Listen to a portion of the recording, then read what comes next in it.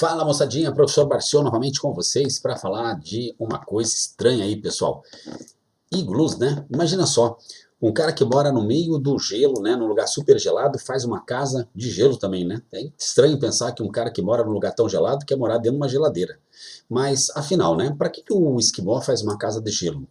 Na verdade, a intenção dele é se proteger das baixas temperaturas e promover uma pequena perda de calor do interior da sua casa para fora dela, né? Mas como isso tudo começou afinal, né? Essa história de calor, o que é afinal o calor, a temperatura? Na verdade, pessoal, o nosso assunto de hoje fala justamente da relação entre temperatura e calor e principalmente o fogo, né? Que deu origem à história do calor e da temperatura. O que afinal é o fogo, né? Então hoje nós vamos conhecer o que é o fogo, afinal, e quais são os processos que podem promover transmissão de calor. O fogo, curiosamente, né, ele tem partes coloridas, né, de cores diferentes, que representam as suas temperaturas. A parte azul, por exemplo, do fogo é a parte mais quente, e a amarela e a alaranjada a parte mais fria do fogo. E essa emissão de cores que o fogo tem, ele se dá pelo seguinte motivo. Aquelas substâncias que são queimadas ali, elas vibram e colidem com as moléculas, né, ao redor ali da chama, e a hora que os elétrons dessas moléculas, desses átomos, pulam de camada e voltam, eles emitem energia luminosa, e essa emissão de energia dá as cores, né, de cada uma das partes, conforme o grau de agitação das moléculas que mudaram de nível de energia, ou seja, conforme a temperatura. Tranquilo? Bom, o fogo ainda, além disso, né, ele tem uma chama que tem um formato muito interessante, que é explicado devido à gravidade. O fato da gravidade, né, atuar nas partículas mais frias do ar em volta da chama, faz com que as partículas frias desçam e o ar frio suba. Aliás, o ar quente suba, né? E a hora que o ar quente sobe, ele dá o formato da chama. Mas e o fogo? O que ele é afinal, né? Muitas teorias, pessoal, tentaram explicar o que é o fogo, né? E desde antigos cientistas como Empédocles, Platão, Aristóteles, né? Eles afirmavam que o fogo era parte dos 4 elementos naturais da Terra, né? Que era a terra, a água, o fogo e o ar. Os 4 elementos fundamentais. Muitas teorias foram criadas para falar do que era o fogo. Depois dessas teorias, né, dos 4 elementos, surgiu a teoria do flogístico, né, que dizia que o fogo, na verdade, acontecia quando um corpo tinha uma substância chamada flogístico, que quando o corpo queimava, essa substância saía do corpo e aí ele apagava, por esse motivo.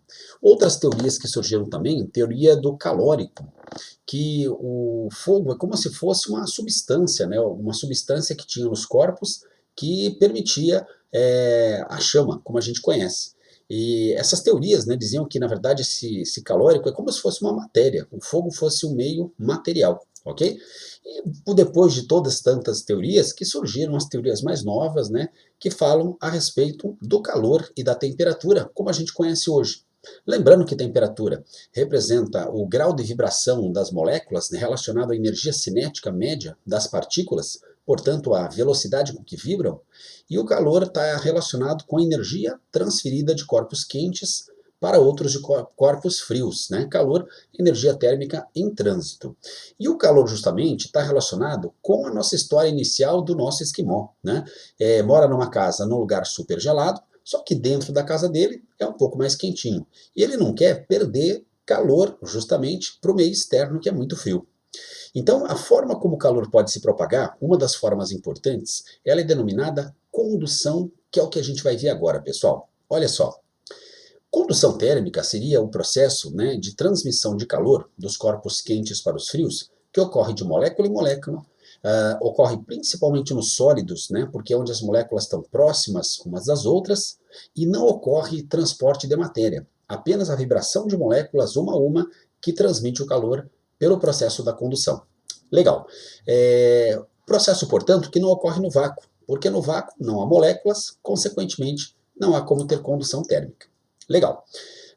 Os materiais, quando a gente classifica quanto à condução, são classificados em bons condutores, que são aqueles que conduzem calor com facilidade, os metais em geral. Agora, quando eles são chamados de maus condutores, eles conduzem calor, no entanto, com dificuldade e, portanto, de maneira geral, os não metais são materiais exemplos de maus condutores. Quando o material é um péssimo condutor, a gente chama ele de isolante térmico. ok? Legal. Agora, uma panela, por exemplo, pode servir de exemplo dos dois materiais que eu citei para vocês. Quer ver? O metal da panela, né, é metálico, né? A frigideira é metálica, né? Por que nós usamos metal? Porque o metal é um bom condutor de calor e a gente quer que o calor seja transmitido para toda a frigideira com facilidade, rapidamente. Mas o cabo da frigideira, pessoal, é feito de um material isolante, porque ali a gente não quer transmissão de calor.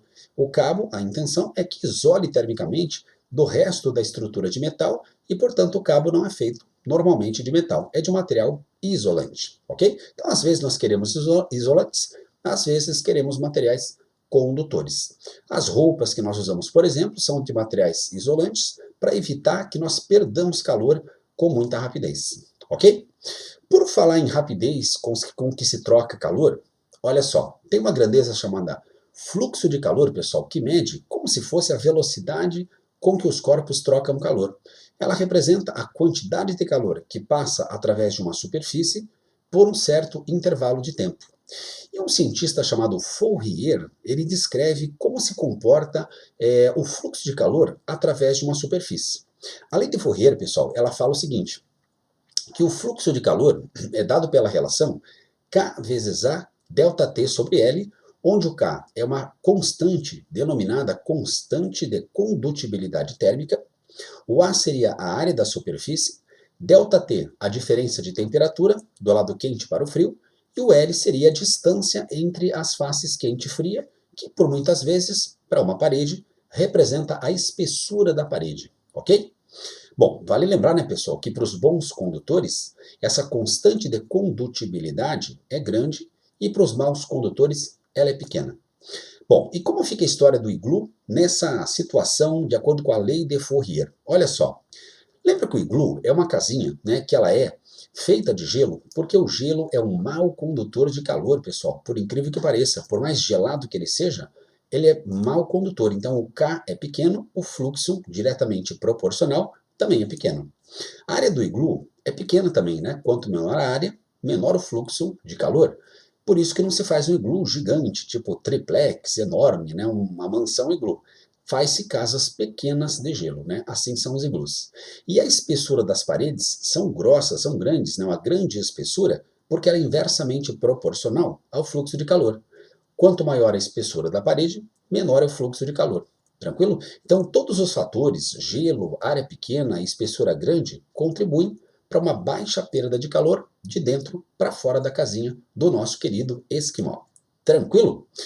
Legal, então quando você visitar um seu amigo esquimó que mora lá no Polo Norte, né, e você for na casa dele e verificar essas paredes grossas e que a casa é feita de gelo, ao entrar na casa dele, vai se surpreender. Lá não é tão gelado quanto a gente imagina. Gelado mesmo é fora, porque a casinha dele é um bom condutor, é um bom isolante térmico, né, feita de forma que bloqueie ou dificulte a saída de calor, ok? Legal, então a gente viu hoje, né, a respeito do fogo, né, o fogo que é um elemento, né, que ficou conhecido como dos 4 elementos da Terra pelas antigas teorias a respeito da ciência relacionada ao fogo e ao calor. Que vimos também que existiram teorias para explicar esse fogo, mas que uma das coisas bem curiosas e interessantes do fogo é que a cor está relacionada à temperatura da chama. As diferentes cores são representantes das diferentes temperaturas. E que uma das teorias que surgiram para explicar o fogo é a teoria do flogístico, seguida depois da teoria do calórico, né? Teorias estranhas que tentavam explicar o que é o fogo, até chegarmos às novas teorias que explicam a temperatura e calor. E vimos também que a transmissão de calor, né, um dos processos de transmissão, pode ocorrer pela forma da condução de calor, que é um processo de transmissão que ocorre nos sólidos, de molécula em molécula, e que é explicado pela lei de Fourier, do fluxo de calor, e que é um processo que não ocorre no vácuo, porque não tem moléculas para vibrarem e transmitirem o calor. Tranquilo, pessoal? Fico então por aqui. Grande abraço a todos e até a próxima aula. Valeu, tchau, tchau.